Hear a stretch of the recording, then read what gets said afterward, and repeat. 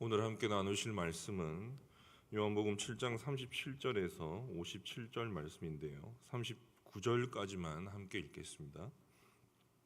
37절에서부터 39절까지만 함께 읽겠습니다.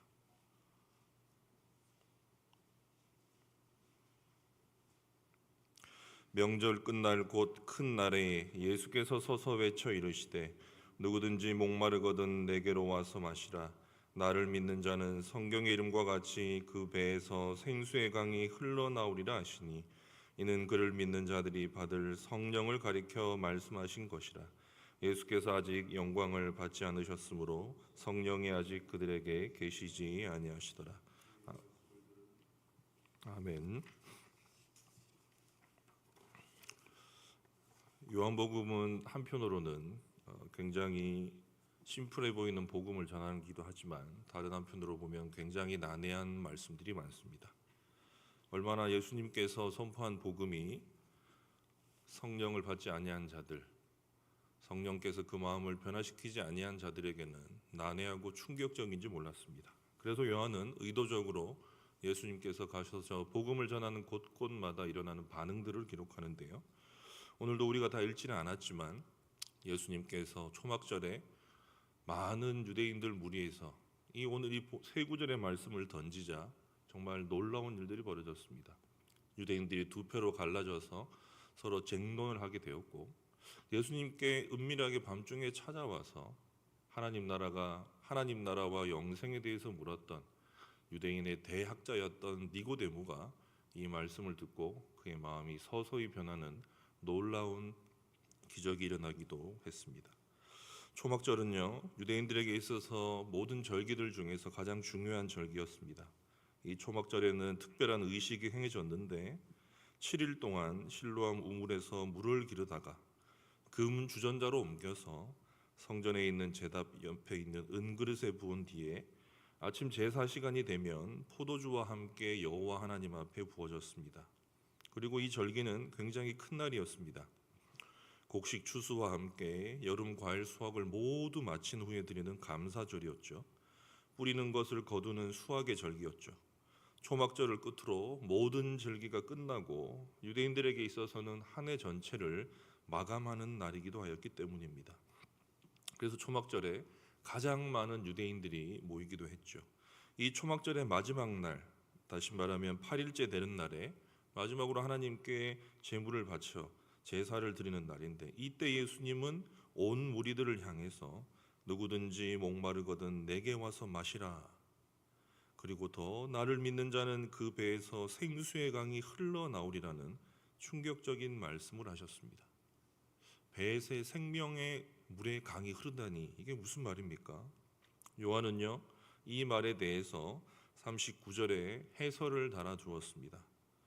예수를 믿는 자들이 성령을 받게 된다는 뜻이었죠. 동시에 또 한 구절을 달아두었습니다. 예수께서 아직 영광을 받지 않으셨으므로 성령이 아직 그들에게 계시지 아니하셨다고요. 여러분, 지금 우리는 성령이 강림한 시대를 살아갑니다. 그러나 아직 오순절 성령 강림이라고 하는 충격적인 사건을 경험하지 못한 이 유대인들 사회에서 이 말씀은 정말 가히 충격이 아니었을까 싶습니다.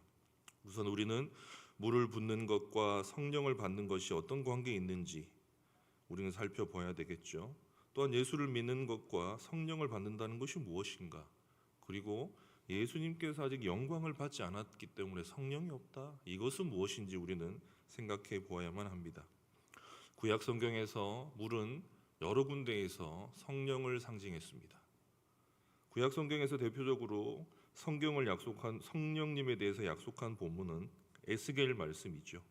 에스겔 47장에 넘어가면 새 예루살렘이 세워지는 모습이 보여지고 이스라엘이 회복되는 광경이 벌어지는데, 에스겔 47장에서 보면 성전이 회복이 되는데 그 성전으로부터 무엇이 흐릅니까? 물이 흘러나와서 강을 이룹니다. 그리고 그 물이 흐르는 곳곳마다 만물이 다시 살아나고요, 생명나무가 옆에서 자라서 열매를 맺습니다. 잃어버렸던 에덴 동산의 이미지가 반복이 되죠. 이 에스겔 47장의 말씀을 그대로 요한계시록에서 사도 요한은 마지막에 22장에 가보면 새 예루살렘에 내려와서 하나님의 나라가 온전히 회복되는 광경으로 설명을 합니다. 성부, 성자, 성령 하나님의 보좌로부터 생명수가 흘러나와서 강을 이루고 그 강 주위로 생명나무 실과가 주렁주렁 열리는 모습이 보이죠. 예수님께서 요한복음에서 자신을 참 성전이라고 말씀하셨습니다. 그러므로 성전이 된 예수님을 믿는 사람, 다시 말하면 예수님과 하나 된 사람은 성전된 예수님 안에서 마치 에덴 동산이 회복되어서 그때 흐르는 그 생명수 강이 흐르듯이 그 성령을 받아서 그의 배 속에서 생명수가 펑펑 솟아나오는 게 된다는 말이죠. 성전에서 일어나는 것이 무엇입니까? 죄를 용서받고 죄인이 하나님의 임재 가운데로 초대되어서 하나님과 더불어 풍성한 교제를 나누는 것이 성전에서 일어나는 일이었습니다. 그렇다면 예수님 안에서 사람은 성전 되시는 예수님 안에서 하나님과 더불어 풍성한 교제를 나누게 되는 것, 그것이 여러분 오늘 말씀인 것이죠. 여러분, 예수님이 영광을 받으신다는 말은 요한복음에서는 십자가 죽음을 말합니다. 십자가 죽음과 더불어 예수님의 부활까지 이르는 모든 것들을 영광이라고 말하고 있죠. 그런데 오늘 이 본문을 말하기 전에 예수님은 33절에서 34절에서 이렇게 말씀하셨습니다. 조금 있으면 내가 너희들이 올 수 없는 곳으로 간다. 그곳은 어디입니까? 나를 보내신 하나님 아버지께로 돌아간다라고 말씀하시죠.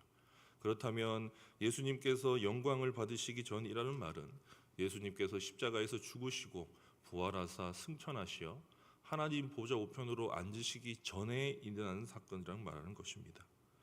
여러분, 성령님은 구약에도 임재하셨습니다. 구약에서도 성령님께서 오셔서 성령을 부어주시고 또한 수많은 성령의 역사들이 일어났죠. 그러나 오늘 본문에서 말하고 있는 이 성령님은 개개인에게 임재하는 수준이 아니라 역사 가운데 성령께서 나타나셔서 큰 일을 이루는 것을 말하는 것입니다. 바로 오순절 성령 강림을 말하는 것이죠. 육신을 입고 이 땅에 오사 우리와 연합하신 그리스도께서 이제는 자신의 영으로 우리와 영원히 함께 있겠다고 말씀하시는 것입니다. 내가 아버지께 구하겠으니 그가 또 다른 보혜사를 너희에게 주사 영원토록 너희와 함께 있게 할 것이다. 내가 너희를 고아와 같이 버려두지 아니하고 너희에게 다시 오리라. 하나님 보좌 우편으로 올라가신 그 예수님께서 아버지께로부터 성령을 받아 이 땅 가운데 부어주시고 이 땅에 하나님의 자녀를 불러 모으사 교회를 세우시겠다는 약속이신 것입니다. 너무나 놀라운 말씀입니다. 여러분, 그렇다면 어떻게 그 배에서 생수의 강이 흘러나오게 되는 것입니까? 예수를 믿고 성령을 받는 사람을 어떻게 표현하고 있습니까? 바로 그 배에서 생명의 물이 펑펑 쏟아 나오는 것처럼 지금 설명하고 있습니다. 그 말은 여기서 배라고 하는 것은 성경에서 인간의 모든 생각과 욕구가 자리 잡은 마음을 가리키죠. 마음은 영혼의 좌소이고 인격의 근원입니다. 다시 말하면 그의 마음 가운데 성령님께서 자리를 잡고 그 안에서 그의 인격이 변화되어서 온 가운데로 성령이 흘러간다는 말이죠. 예수를 구주를 믿은 신자의 마음 깊은 곳에서 온 세상을 회복시키고 살려내는 생명의 물인 성령이 흘러나온다는 말입니다. 이것이 성령의 사람인 것이죠. 오늘 제가 처음에 인용했던 에스겔 47장에 나와 있는 이 성전에서 물이 흐르는 장면은 그 앞에 나와 있는 에스겔 36장의 말씀, 이스라엘을 회복시키는 말씀과도 연결되어 있습니다. 에스겔 36장 26절에는요. 또 새 영을 너희 속에 두고 새 마음을 너희에게 주되 너희 육신에서 굳은 마음을 제거하고 부드러운 마음을 줄 것이며 또 내 영을 너희 속에 두어 너희로 내 율례를 행하게 하리니 너희가 내 규례를 지켜 행할지라. 성령을 받은 사람의 모습입니다. 그 마음 전체가 변화되어서 그 마음이 부드러워지고 하나님의 말씀을 즐거이 지켜 행한다고 합니다. 배에서 생수가 흐르는 성령이 충만한 사람은 바로 이런 사람이었죠. 구약 성경에서도 하나님의 영을 받아서 큰 능력을 행한 사람이 여럿 있습니다. 사사 삼손이었습니다. 그러나 그는 성령에 사로잡힌 사람은 아니었습니다. 하나님의 영을 받아 특별한 일을 했지만 그는 결국 자신이 받은 성령의 능력을 자신의